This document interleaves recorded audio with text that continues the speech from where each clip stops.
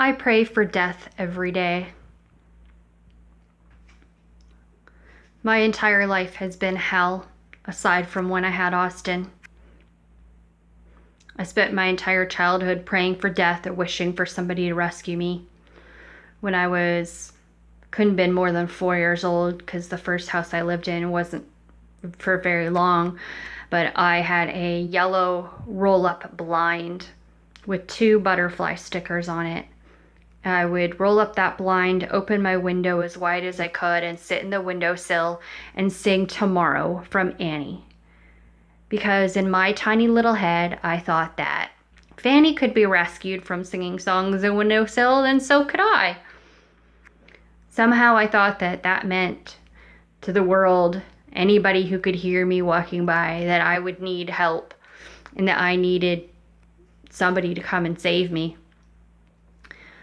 But clearly that's not how reality works, and nobody ever came to save me, just like nobody listened to Austin when he said he doesn't want to go with the bad people who hurt his mom, and nobody listened to him when he ran away from that house multiple times. They just kept shoving him back there, lying to him, telling him that's a safe place to be when they know it's not. They know I was abused there. And other people were too. Even though they would rather live in denial and brainwashing, that's their issue.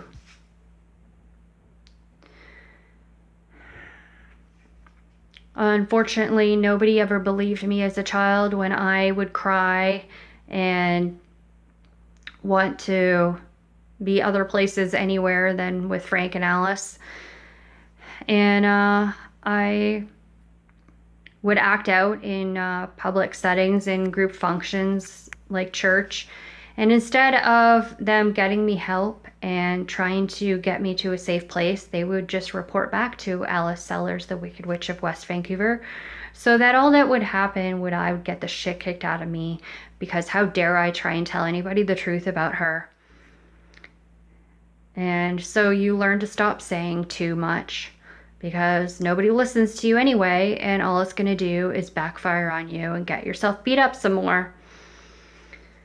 The first time I went to Keats was the first time I tasted freedom.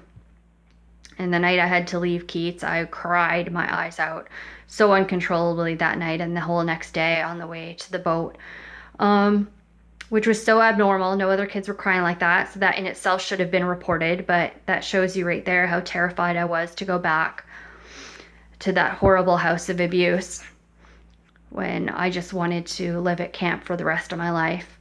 Instead, I would spend all year waiting to go back, and every year after just waiting to go back, because that was the only freedom I had. Nobody else would help me escape that abuse, because everybody just acts like, well, if you live in West Van, your life can't be that bad.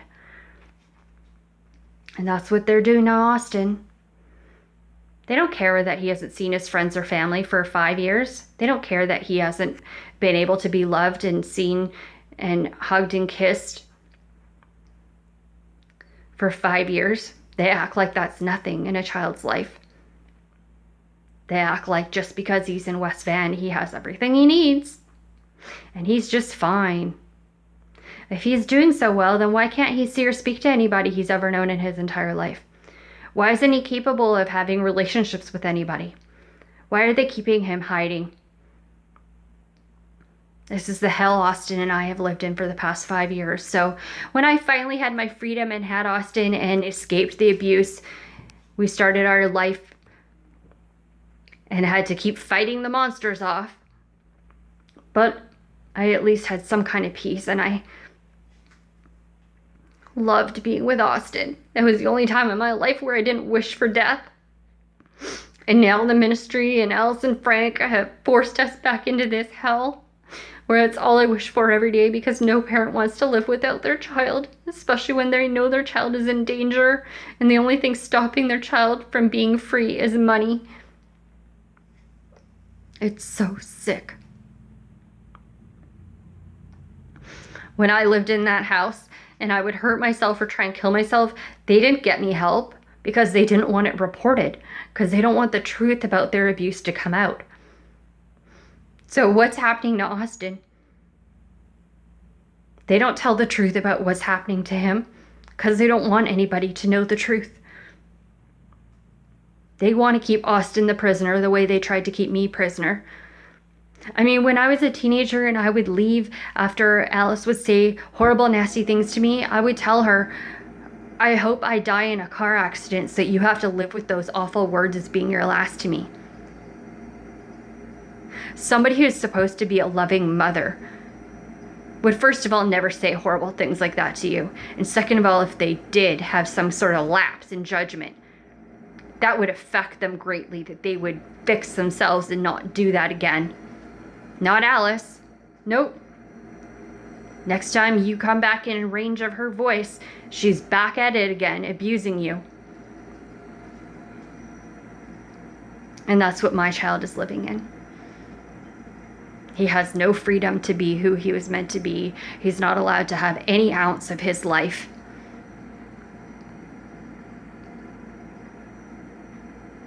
Who the hell wants to live in this kind of abuse? It should be mandatory that when the government causes you this kind of mental and emotional anguish, that they have to be giving you doctor-assisted suicide. I mean, nobody should be living this kind of torment that they're causing me. I already spent my entire childhood being abused, and I had to do the work to be brave and escape from it and build a life for my child. I got my child out of that abuse from him being called retarded and molested and being told that I don't love him. And me being beaten while I'm holding him. I mean, in any other situation, somebody doing this kind of shit would be arrested.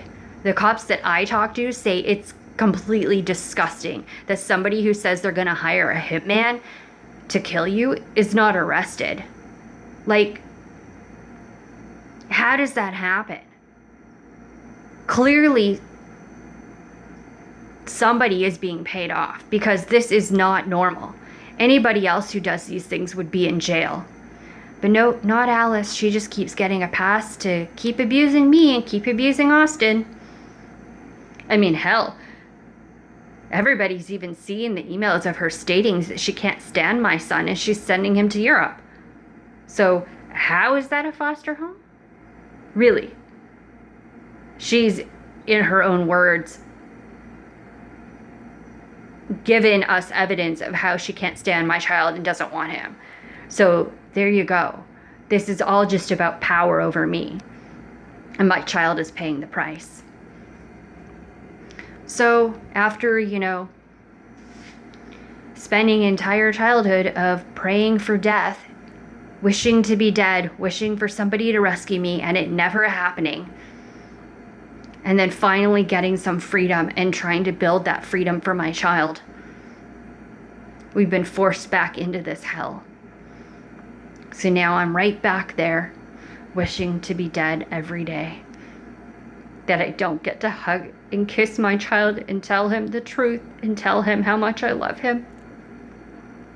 This is the worst hell for any parent. Because as much as you know that you yourself can endure abuse to a certain limit, it is much worse when your child is being forced to live in it. So now I pray for death every day.